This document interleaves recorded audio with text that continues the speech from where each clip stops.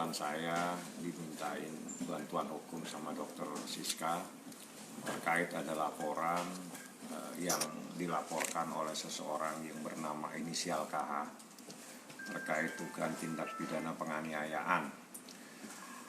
Selanjutnya dokter Siska juga pada hari 12 Juni tanggal 12 Juni telah melaporkan ke Polres Bogor dugaan tindak pidana penganiayaan, contoh tindak pidana perbuatan yang tidak menyenangkan yang diduga dilakukan oleh oknum yang bernama KH. Bagaimana peristiwanya dan apa bukti-buktinya, Dokter Siska sudah melampirkan ke Polres. Salah satunya adalah resum medis dan juga ada video rekaman percakapan dan juga video di mana terjadi pernyataan bahwa dia dicekek dan sebagainya.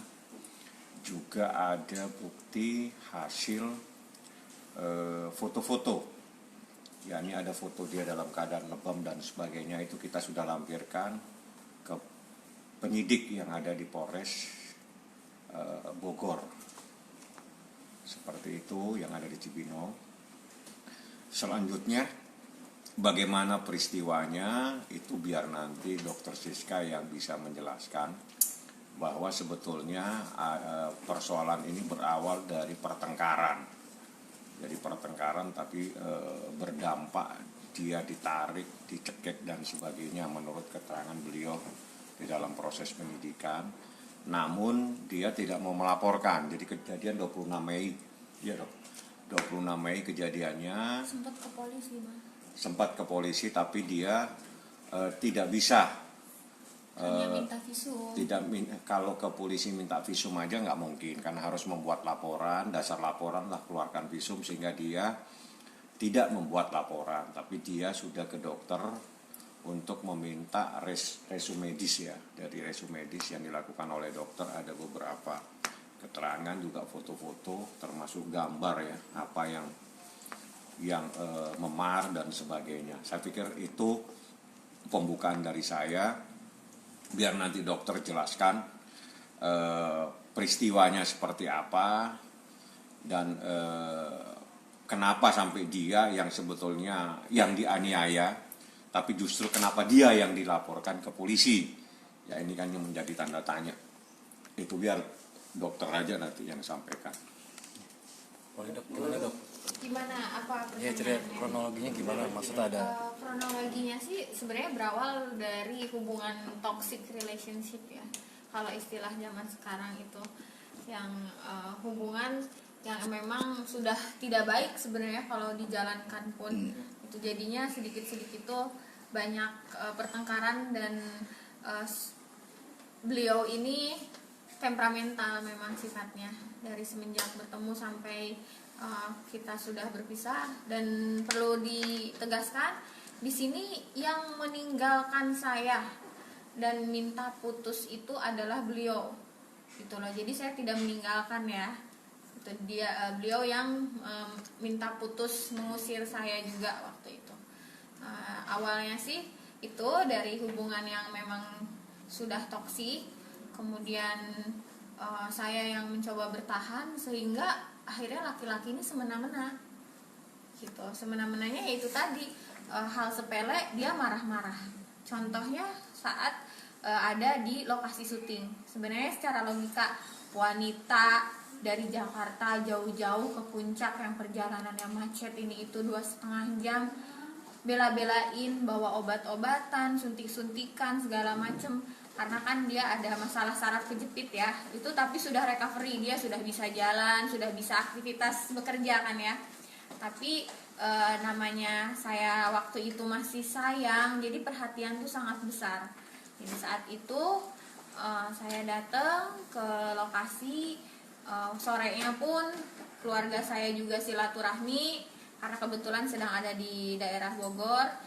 Nah, kejadian jam 8:30 sinetron beliau itu sedang tayang, karena dia ini seneng ya untuk melihat dirinya sendiri di TV.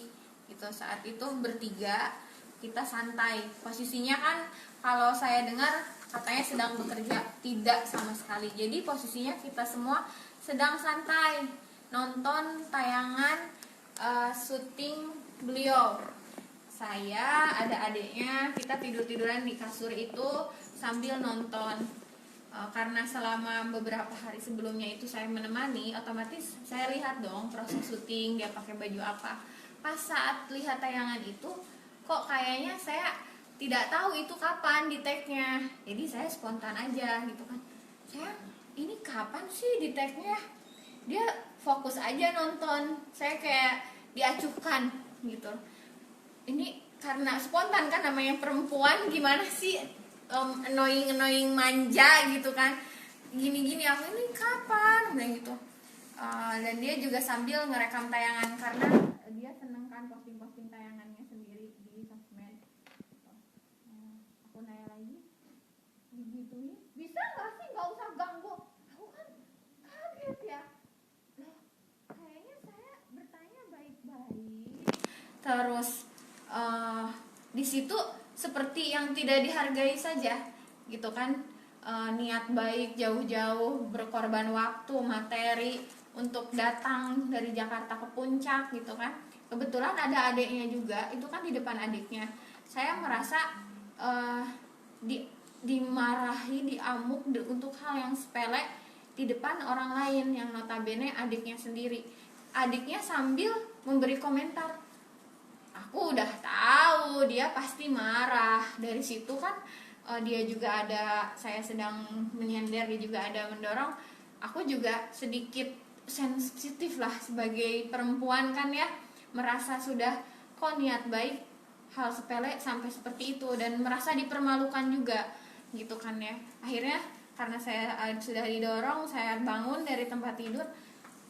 Bisa gak sih kalau kamu tuh apa-apa tuh jangan marah, aku bilang gitu, hargai dong orang lain tuh begini-begini. Akhirnya kita cekcok segala macam, sampai akhirnya dia melempar tas yang isinya ada barang berat ya, tumbler stainless, kemudian ini juga salah satu isinya HP saya yang ini, ya ini sampai pecah itu.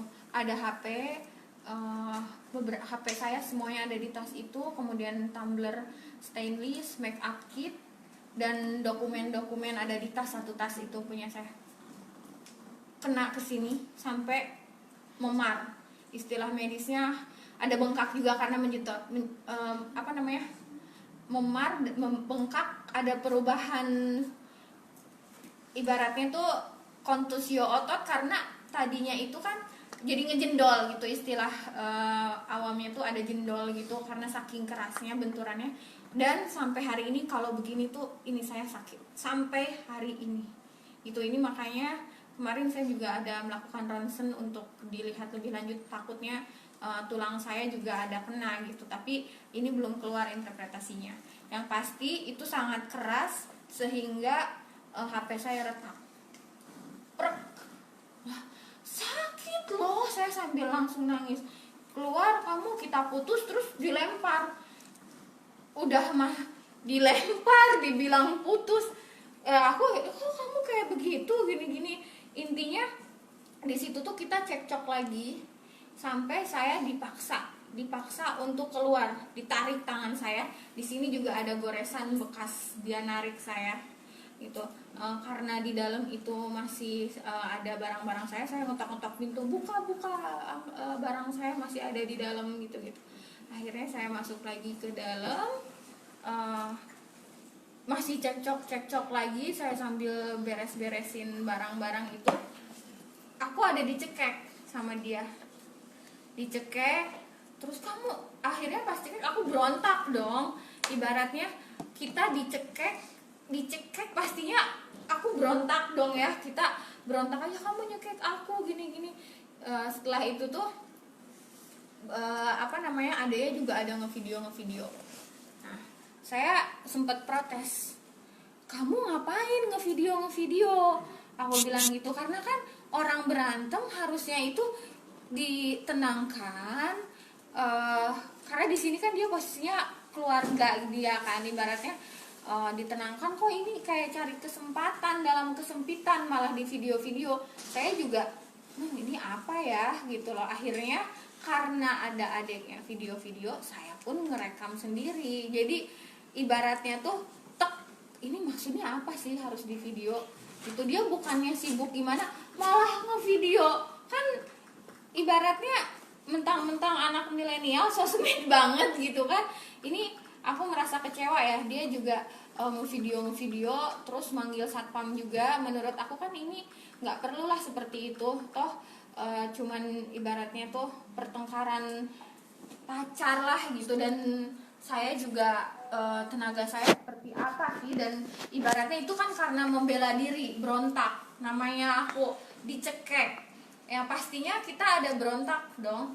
Itu spontanitas pembelaan diri saya gitu loh. Makanya saat itu pun saya pas ada satpam, aku minta waktu ke satpam, Pak saya mau pulang, tapi saya minta waktu untuk ngobrol baik-baik dari 5 menit sampai 15 menit. Tadinya 5 menit.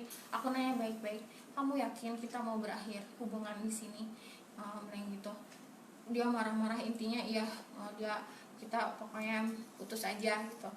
Terus karena saya merasa pengen selesai masalah saat itu tuh, maksud saya tuh maunya tuh kita damai, baikan gitu. Pak, coba saya kasih waktu 15 menit lagi. Sampai saya nangis-nangis, ini beneran kamu mau putusin aku begini-begini. Dia tetap dalam mungkin emosi juga, jadinya tuh dia memang pengen kita putus gitu. Kok kamu yang kasar, kok kamu yang ninggalin aku. Padahal jujur sih dia juga bukan pertama kalinya untuk bersikap kasar seperti ini. Cuman yang disaksikan dan direkam-rekam, biasanya kan kalau itu berdua ya, ini kebetulan ada adeknya. Jadi yang disaksikan orang lain dan direkam ya mungkin saat ini. Itu tadi berawal dari hubungan yang memang sudah tidak baik ya gitu loh.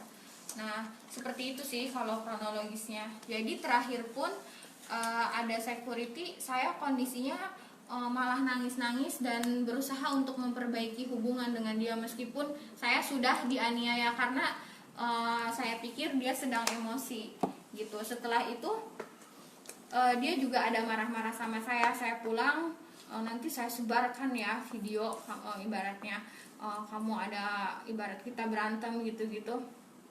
Untuk apa, aku bilang kayak gitu. Dari situ ini saya sakit loh, badan aku memar-memar, kamu ada cekik aku, ada lempar aku gini-gini.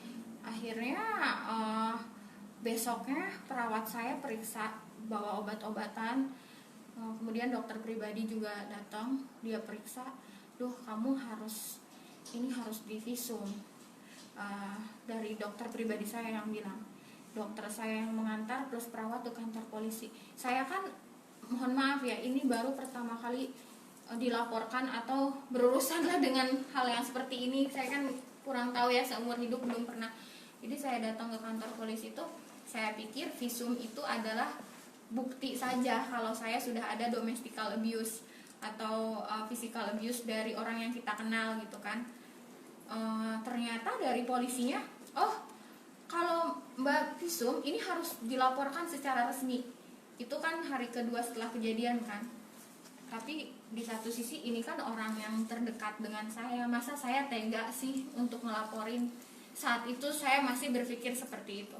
Akhirnya saya, dokter dan perawat itu, ya sudah kita ke rumah sakit aja untuk diperiksa. Karena kalau ternyata kita minta surat visum, tidak bisa hanya itu dijadikan bukti penganiayaan, tapi harus dilaporkan secara resmi gitu kan.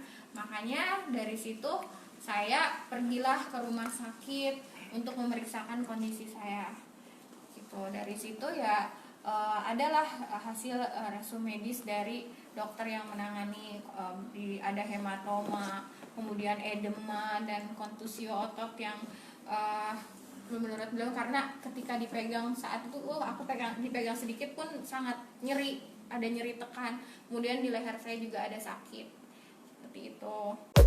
Terima kasih sudah menonton video ini. Jangan lupa subscribe dan aktifkan lonceng notifikasi supaya kamu nggak ketinggalan video terbaru dari Green.